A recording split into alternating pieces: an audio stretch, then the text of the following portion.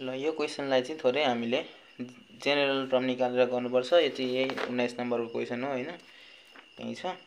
ल यसलाई general term निकालेर कसरी गर्ने भन्दाखेरि जेनरल टर्म निकाल्न आउनुपर्छ है। जेनरल टर्म निकाल्न थोरै आफूले पनि थोरै दिमाग लगाउनुपर्छ। जस्तै यो 1 छ हैन, यहाँ 2 स्क्वायर 3 स्क्वायर 4 स्क्वायर छ। यो 1 पनि त 1 स्क्वायर हो, 1 स्क्वायर भनेको 1 नै त हो हैन। यहाँ 2 स्क्वायर बाइ 2 फ्याक्टोरियल छ, 3 स्क्वायर बाइ 3 फ्याक्टोरियल छ, अनि 1 स्क्वायर बाइ 1 फ्याक्टोरियल पनि त लेख्दा हुन्थ्यो, किन नलेखेको हैन। त्यसपछि 1 square 2 square 3 square 4 square 5 square 6 square 7 square हुँदै गयो भने यो त n स्क्वायर हो नि जेनरल टर्ममा हो। त्यसरी नै यहाँ 1 फ्याक्टोरियल 2 को मुनि 2 1 को मुनि 1 3 को मुनि 3 4 को मुनि 4 5 को मुनि 5 6 को मुनि 6 7 को मुनि 7 यस्तै हुँदै गयो भने त यो त n फ्याक्टोरियल होला नि। अनि जेनरल टर्म निकालेपछि माथि n हुनु हुँदैन भन्ने कुरा त हामीलाई थाहा छ। माथि n भयो भने के हुन्छ, बर्बाद हुन्छ हो। माथि n भयो भने के हुन्छ अरे, बर्बाद हुन्छ। एन्सर निकाल्न गाह्रो हुन्छ। त्यसो भए n फ्याक्टोरियल भनेको के हो, n n-1 फ्याक्टोरियल। थाहा छ नि यो कुरा त, n फ्याक्टोरियल भनेको n अनि यसमा के हुन्छ, एउटा माइनस माइनस 1 1 घट्दै घट्दै जान्छ हो। त्यसो भए यो n र यो n गयो, माथि के बाँकी रह्यो, n बाइ n-1 फ्याक्टोरियल बाँकी रह्यो। अरे भर्खर भन्दैछु माथि n किन आइरहेछ नि, यो n त आउनु हुँदैन थियो हो कि हैन। यसलाई फेरि यसलाई हटाउनलाई के गर्ने, यहाँ n प्लस 1 माइनस 1 गरिदिउँ हो, सरी माइनस 1 गरिदिउँ बाई n-1 फ्याक्टोरियल भयो हो। ल अब के गरौँ होला, यहाँ मुनि n-1 छ भने यसो गरौँ, माथि n-1 हो प्लस 1 बाई n-1 फ्याक्टोरियल गर्न पाइन्छ नि, पाइन्छ, किन पाइँदैन, पाइहाल्छ हो। यहाँ -1 लाई अगाडि लेखेको, +1 लाई यता लेखेको, +1 -1 गर्दा केही बिग्रिदैन नि हैन। हामीले नियम त केही तोडेनौँ नि त, +1 -1 भनेको त 0 हो, यहाँ n + 0 नि त थियो नि। हामीले नियम तोड्यौँ र म्याथको तोडिनौँ। त्यसो भए n-1 बाई n-1 फ्याक्टोरियल हो प्लस यो 1 बाई n-1 फ्याक्टोरियल। यसलाई यति लेख्न पाइन्छ कि पाइँदैन होला, यति कुरालाई यति लेख्न पाइन्छ कि पाइँदैन होला, आफै विचार गर्नु है। यो n-1 फ्याक्टोरियललाई यदि एलसीएम लियो भने यहाँ माथि जे छ यहाँ पनि त्यही हुन्छ कि हुँदैन, सेम टु सेम त्यही हुन्छ। ल अब माथिको n त हामीले हटाउनै पर्नेछ। त्यसको लागि के गरौँ, यस्तो गरौँ, n-1 बाई n-1 फ्याक्टोरियल भनेको के हो थाहा छ। अघि हामीले n फ्याक्टोरियल भनेको n-1 भने जस्तै n-1 फ्याक्टोरियल भनेको n-1 भनेपछि यहाँ -2 फ्याक्टोरियल हुन्छ। कतिले बुझेको छ होला सायद, किन -1 छ, त्यसो भए अझै 1 घटाउनु पर्यो, त्यसो भए -2 भयो, अनि n-1 चाहिँ के भयो, बाहिर निस्क्यो। त्यसरी नै यहाँ n-3 लेखेर फ्याक्टोरियल लेखेको भए पनि हुन्थ्यो जस्तो लाग्छ होला, होइन हुन्थ्यो हुन त, तर हामीले यति नै लेख्दा हामीलाई के हुन्छ, सजिलो हुन्छ। त्यही भएर हामीले के लेखेको, यति नै लेखेको हो। ओके ल यो र यो बाटो लाग्यो। यहाँ के माथि रह्यो बाँकी, 1 मुनि के बाँकी रह्यो, n-2 factorial plus 1 by n-1 factorial हो।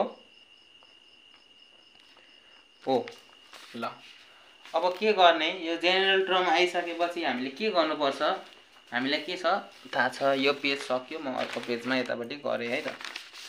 ल के गर्नुपर्छ होला, जेनरल टर्म त यति आयो, माथि n हरायो नि त। अब के गर्नुपर्छ हामीले, तपाईहरुलाई थाहा छ।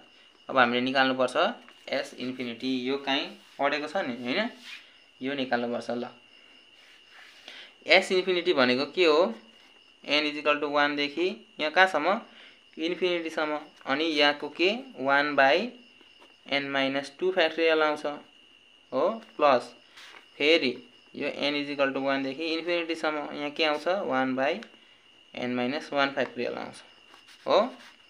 ल यो भनेको के हो, लु गरौँ ल। अब इक्वल ल यो 1 राख्यो भने के हुन्छ, 1 - 2 भनेको के हो, -1 हो। -1 को फ्याक्टोरियल भनेको के हो थाहा छ, इन्फिनिटी हो। त्यसो भए के हुन्छ, 1 बाई इन्फिनिटी हुन्छ, प्लस फेरि यहाँ 1 राखिसक्यो, अब 2 राख्यो भने के हुन्छ, 2 - 2 भनेको 0 फ्याक्टोरियल हो। त्यसो भए यो के हुन्छ, 0 फ्याक्टोरियल भनेको 1 हो 0 फ्याक्टोरियल भनेको 1 थाहा छ नि। त्यसो भए 1 बाई 1 फ्याक्टोरियल हुन्छ, अथवा 1 मात्रै लेख्दा पनि भइहाल्छ हो।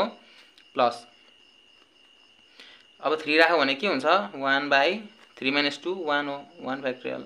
त्यसैले 4 राख्यो भने 1/4 - 2 2 फ्याक्टोरियल। 5 राख्यो भने 1/5 - 2 3 फ्याक्टोरियल। यसरी हुँदै हुँदै जान्छ प्लस हो। यतापट्टिको टर्म यो भयो plus.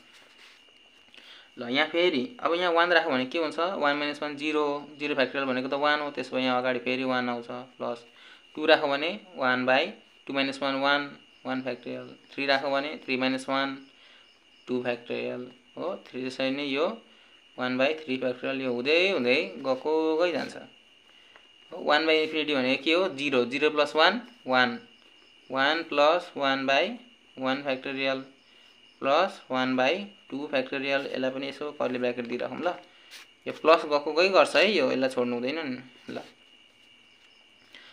Plus 1/3 factorial plus dot dot dot हो प्लस फेरि यो के हो plus 1 + 1/1 factorial plus 1/2 factorial plus 1/3 factorial हो। यसलाई के हुन्छ यो पनि गएको गई हो, यसलाई पनि छोड्नु भएन। यो के को फर्मुला हो थाहा छ? थाहा छैन भने हेर्ने। जस्तै एक्सपोनेन्सियलको पावरमा x भनेको के हो 1 + x/1 फ्याक्टोरियल के हो x² / 2 फ्याक्टोरियल x³ / 3 फ्याक्टोरियल हो नि। त्यसरी नै यहाँ x को ठाउँमा 1 राख्यो भने के हुन्छ 1 + 1/, यो x को ठाउँमा 1 फ्याक्टोरियल x² भनेको फेरि 1/1 2 फ्याक्टोरियल फेरि 1/3 फ्याक्टोरियल के हुन्छ यस्तो यस्तो हुँदै जान्छ नि हो। त्यसपछि 1 + 1/1 फ्याक्टोरियल 1/2 फ्याक्टोरियल 1 + 1/3 फ्याक्टोरियल हो।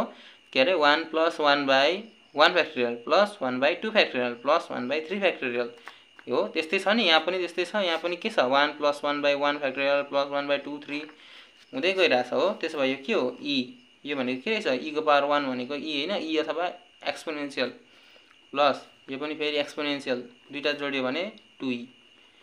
Which is the required answer होला e। यहाँ त 2e आयो नि हाम्रो एन्सर। यतिमा एन्सर सक्यो ल। बुझिएन भने एकचोटि फेरि रिभाइज गरेर माथिदेखि भिडियो हेर्ने। एकचोटि म फेरि बुझाइदिइहालेँ। यहाँनिर हामीले जेनरल टर्म बनायौँ। यो माथिको n लाई जसरी पनि हटाउन सकिन्थ्यो हामीले यहाँ n लाई हटायौँ। त्यसपछि s इन्फिनिटी निकाल्यौँ।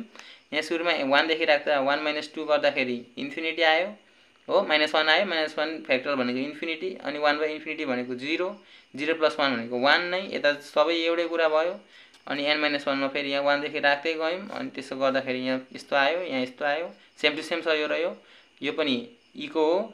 यो पनि e को फर्मुला हो। यो पनि e अथवा एक्सपोनेन्शियलको फर्मुला हो। यो दुईटा जोड्दाखेरि 2e अथवा 2 एक्सपोनेन्शियल आयो। सक्यो। अर्को क्वेसन गरौँ।